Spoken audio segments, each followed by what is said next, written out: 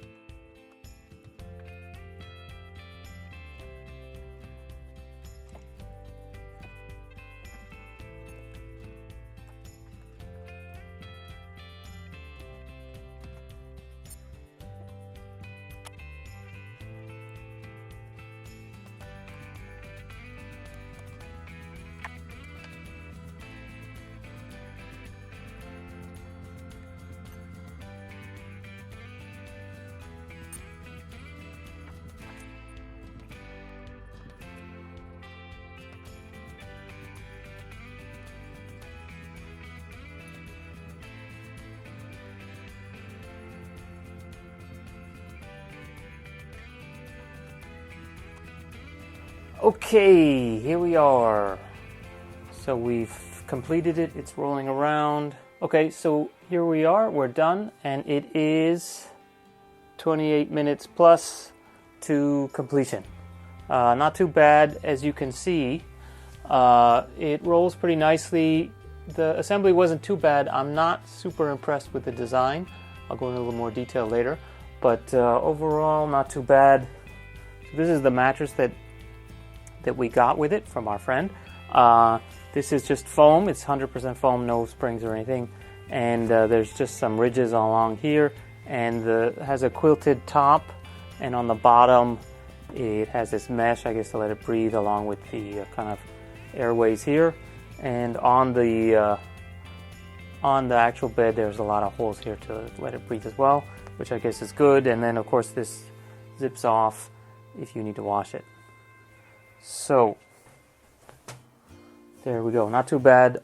We also got the bumper from my friend, which I won't put on right now because it's probably not very exciting.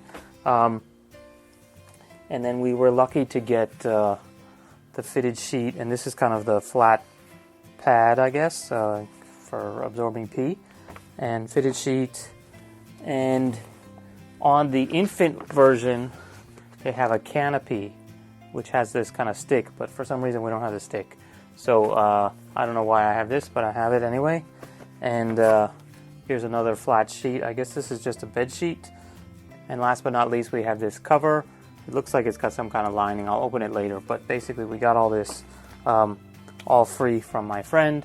So now that I put it together, let's just go over the design and some of my initial impressions. Obviously the quality is pretty good. It's sturdy but not too heavy. As you could see, I was a little bit straining to pick it up, but it's not that bad. And then once it's on the wheels, it's actually pretty easy. So we're actually probably going to leave it here.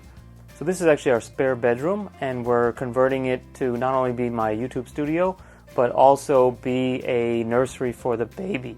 So the great thing is because this is on rollers and because it's not too wide, it actually can fit out the door. We're going to probably move it around into the living room, depending on what we're doing. So one idea we had is actually, since this is actually our second crib, we might just take this one and lower the mattress all the way down and have it be kind of a playpen for the kid, so that if my wife's in the kitchen when I'm not around, she can have him play around in here and not have to worry about him running around or crawling off the pad and into hitting something.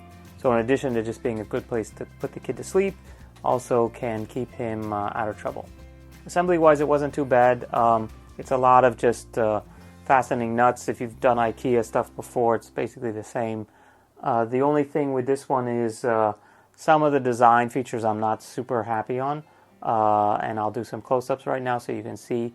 So just to go into a little more detail and give a real thorough review, let me just talk about a couple of things I didn't like about the design.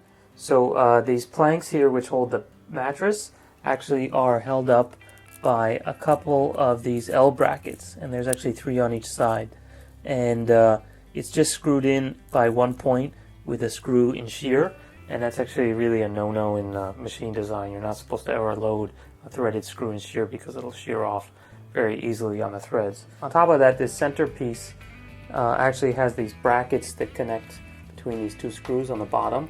And the problem with that is if this screw comes off, there's basically no engagement except for the screws. So if those screws come loose, each screw that comes loose puts more load on the other ones.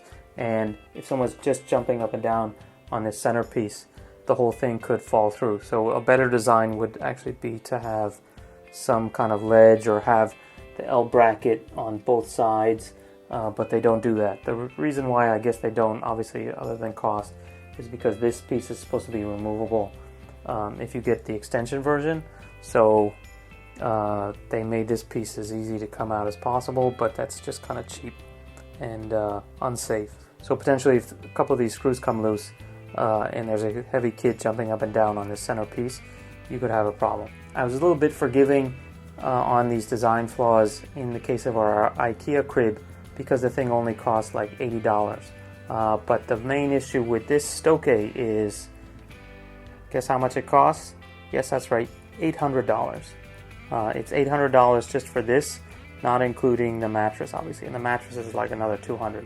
So you're talking about $1,000 for not that much nicer of wood and not that better of a design. Actually, maybe in some cases worse design. So that's kind of unforgivable, especially for the amount of money you're paying. But for the average person who's not a machine design person, who doesn't really notice these things, all I can say is just make sure you keep the screws tight and check up on them once in a while. One other thing, since everyone always wants to know, so this is adjustable height on the mattress, and actually even that is not so well done. Basically there's only 2 sets of screw holes here for these L brackets. So here's that L bracket again, here's another one. Basically here we have it sort of going from the screw hole going up, and if you wanted to move it down one level lower, you could have this L bracket go down and it actually being on the top here. So the L would be like this. And so that would move it from being at this level to being something like down here. Rather than being 2 inches up, it would be like 2 inches down. So that would put it at this level overall, which is significantly lower. So likewise, you can do the same thing from this lower hole. So you can have it either 2 inches above or 2 inches below. And so basically, if it's 2 inches below, the bed surface is right down here at almost at the floor, slightly just above the wheels. So, I guess if you have a really tall kid and you're afraid he's going to climb out, that might work. Or if you're taking this side piece off and you're just having the kid kind of walk straight in. But anyway, overall, probably the best feature about this is the wheels, and that's probably the thing that we'll use the most. The thing that most people probably notice is the fact that it's an oval. I guess that's pretty good. We've had the case with our son in our rectangular IKEA crib where he will sort of jam his head up into the corner, so maybe this is a little bit better. I don't know if it'll mean he'll sort of end up spinning around or what, but he won't get in this position where he'll have his kind of his head up here and his sort of arms against the corners. So maybe this is actually better. I guess we'll see. So final thought, nice crib, way overpriced as always with Stokke. At the end of all my Stokke reviews, I always say, yes, the quality's nice, although in this case the design is actually a little bit sloppy. But the quality of the materials and stuff is nice. If you have money to burn, there's worse things to spend it on. But comparing to what you can get from IKEA for $100 or $150, spending $800 plus $200 on a mattress plus $50 on a fitted sheet, $40 on a cover sheet, etc., you're going to end up spending something like $1,300, $1,400 on this. You could be spending, almost literally 80%, 90% less and get something that's just as good for your kid to sleep on, cry on, pee on, whatever. Does the kid really know the difference? I don't think so. So just imagine what you could do with that money. You could put that money in a education fund, and by the time your kid's 18, who knows, that could pay for a whole semester of school. So when he's 18, is he going to really know that he had the fancy pants crib or not? It's up to you. In my case, the decision was pretty clear. This one I got for free. When I bought one, I bought the IKEA. That's all I got to say. Okay, so any questions or comments, please leave a comment below. Please give us a thumbs up. Don't forget to subscribe. And check out our other unboxing videos for lots of Stokke stuff, some IKEA stuff, and lots of other things here on the Clueless Dad. See you next time. Bye. Okay, so that's the Takara Tomy one-way baby monitor with night lamp and with this cool visual volume sensor.